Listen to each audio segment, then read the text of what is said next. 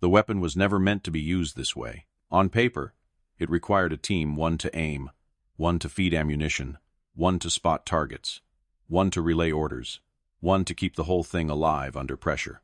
Alone, it was inefficient, clumsy. According to every manual written before the war, a liability. But wars are not fought on paper. They are fought in places where plans arrive late and disappear even faster. That day, the battlefield offered no team, no backup, and no clean choices. Only distance, noise, and time slipping away. From the German side, the advance looked routine. Roads secured, resistance thin. Intelligence reports suggested scattered defenders at most. Nothing that required slowing down. Nothing that justified caution. Then the firing started, not sporadic, not wild, but measured, deliberate. Shots landing where columns bunched, where movement mattered most. Vehicles paused. Infantry spread out. Commanders asked the wrong question first. How many are we facing? Because when a weapon designed for many speaks with discipline, it does not sound like one man. It sounds like preparation. It sounds like coordination. It sounds like a defensive line that should not exist. Minutes passed. The advance lost its rhythm. Orders stacked on top of each other. The map no longer matched reality. And in war, when momentum breaks, doubt moves in immediately. This is the part people misunderstand. The damage was not in the casualties. It was in the hesitation. Armies do not fear bullets as much as they fear uncertainty. A single unknown can slow thousands, because every decision now carries the risk of being wrong. German commanders did what commanders always do when information collapses. They assumed the threat was larger than reported, stronger, better positioned, worth escalating against. All of this because one man operated a weapon the wrong way, in the wrong place, at exactly the wrong time or the right one, depending on which side of the field you stood on. What followed was not bravery in the cinematic sense. It was reaction, miscalculation, and a chain of decisions driven by an illusion that refused to disappear.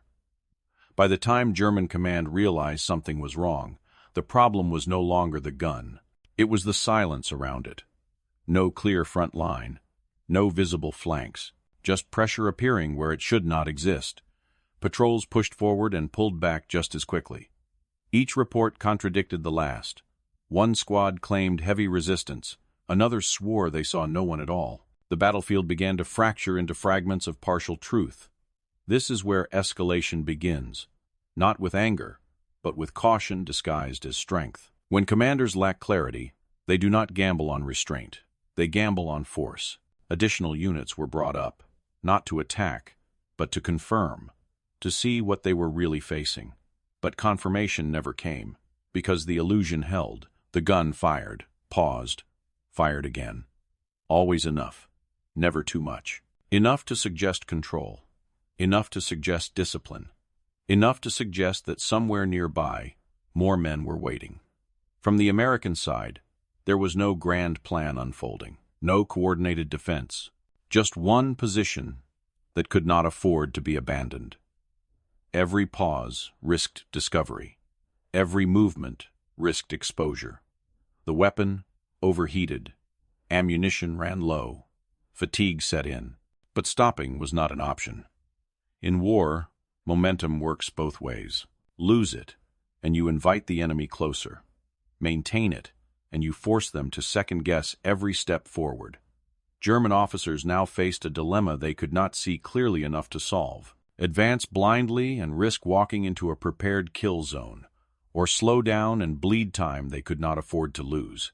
Neither choice felt safe. That hesitation, measured in minutes, not hours, was enough to harden the illusion into belief. This was no lone defender. This was a position, and positions, once assumed real, demand to be neutralized. So the decision was made to bring in something heavier, not because it was confirmed necessary, but because uncertainty had crossed a threshold. When war stops trusting its own intelligence, it reaches for armor. Steel. Firepower that does not need answers, only targets. The battlefield, once shaped by a single man and a single weapon, was about to change scale entirely. And this is where the story stops being about skill, or courage, or improvisation. It becomes about how modern war reacts when perception overrides reality, and why the most dangerous force on any battlefield is not firepower, but a false assumption left unchallenged. When the armor finally moved forward, the battlefield did not suddenly become louder. It became heavier. The sound changed first engines, replacing gunfire as the dominant presence. A low mechanical growl that pressed into the ground and carried through the air long before anything came into view. For the men advancing with it, the tanks were reassurance. For the commanders behind the lines, they were insurance. And for the lone position that had triggered this response, they were confirmation that the illusion had reached its peak. This is where popular memory often distorts events. People imagine a confrontation, a last stand, a single man facing steel. That is not how modern war usually resolves its mistakes. The moment the tanks arrived, the outcome had already been decided not tactically, but psychologically. Armor does not exist to solve small problems. It exists to erase uncertainty, and uncertainty was the real enemy here. From the German perspective, the logic was sound. Their advance had lost coherence. Reports conflicted. Movement had slowed. Time was being consumed without visible progress. In such conditions, doctrine does not ask what exactly is happening. It asks, what is the safest way to restore momentum? Tanks answered that question. They could absorb fire, impose control, and force clarity onto a confused situation. Whether the threat was real or imagined mattered less than the fact that it had disrupted the plan. But the arrival of armor also revealed something else, something commanders rarely admit in reports. It revealed that the battlefield had been misread from the beginning. The threat was not strong enough to justify such a response, but it had been convincing enough to demand one. That distinction matters. In war, overreaction is often treated as caution. In reality, it is a form of self-inflicted friction. Against tanks, the original position could no longer influence events the same way. The gun that had shaped decisions now lost its leverage, not because it had failed, but because its purpose had already been fulfilled. The delay had been achieved, the advance had been broken, routes had been adjusted, supporting units had been tied down. Time, the most valuable resource on any battlefield, had been taken from one side and handed to the other. This is the part that resists simple storytelling. There was no climactic exchange that determined victory or defeat. No decisive shot. No moment where history paused to mark a turning point. Instead, there was withdrawal, repositioning, and survival. Quiet decisions made under pressure to avoid becoming the very target that the escalation now demanded. The illusion could not be sustained forever. And once heavy forces are committed, remaining in place becomes less an act of defiance and more an invitation to be erased. What followed unfolded slowly, almost invisibly. German units resumed movement, but not with the same confidence. Timetables were revised. Assumptions were questioned. Coordination lagged. The advance continued, but it no longer flowed. Every delay ripples outward in war. Fuel schedules slip. Artillery windows close. Opportunities vanish. What had been expected to take hours began to take days. None of this appears dramatic in isolation. It does not lend itself to heroic narration.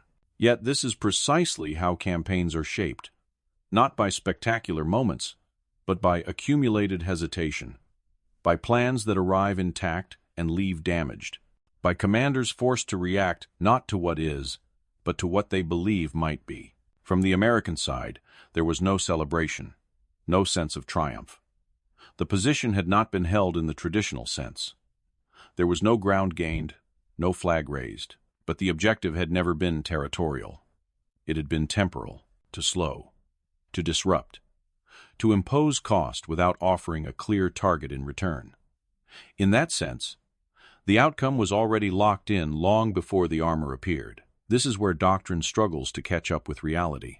Manuals are written to eliminate uncertainty. They assume clear fronts, identifiable threats, and predictable responses. What happened here existed between those categories. One man, using a system incorrectly, created an effect the system was never designed to produce, not destruction, but distortion. He distorted the enemy's understanding of the battlefield, and once that understanding broke, everything built on top of it weakened. Importantly, no official lesson was drawn. There was no after-action report declaring that weapons designed for teams should now be used alone. Militaries do not institutionalize exceptions. They tolerate them quietly and then return to procedure. The rules remained intact, the manuals unchanged. On paper, nothing had been learned. But war does not learn on paper. It learns through behavior, through instincts passed quietly between those who were there and those who listen. The unspoken understanding that sometimes breaking a rule does not produce chaos, it produces hesitation in the enemy. And hesitation, in modern war, can be as decisive as firepower. The Germans would later record the delay as a minor disruption. The Americans would barely record it at all. No monument marks the location. No doctrine cites the incident. Yet its logic appears again and again throughout the 20th century. Small actions producing oversized reactions. Perception driving escalation. Force committed not to defeat an enemy, but to restore confidence. This is the uncomfortable truth at the center of the story. The most powerful weapon on that battlefield was not the gun, and it was not the tank. It was belief. The belief that a position existed. The belief that resistance was organized. The belief that advancing carried unacceptable risk. Once those beliefs took hold, reality struggled to correct them in time, and that is why this story matters. Not because one man stopped an army, but because an army stopped itself long enough for the course of events to shift. In war, outcomes are often decided not by who fires the most, but by who forces the other side to question what they think they know. Machines move when orders are clear. They slow when doubt enters the chain. Long after the engines moved on and the maps were redrawn, what remained was not a tale of heroism, but a lesson few like to acknowledge. War is not defeated only by strength. It is disrupted by uncertainty. And sometimes, the smallest action, taken at the wrong time by the wrong person, can bend the behavior of forces far larger than itself. That is not a rule. It is an exception.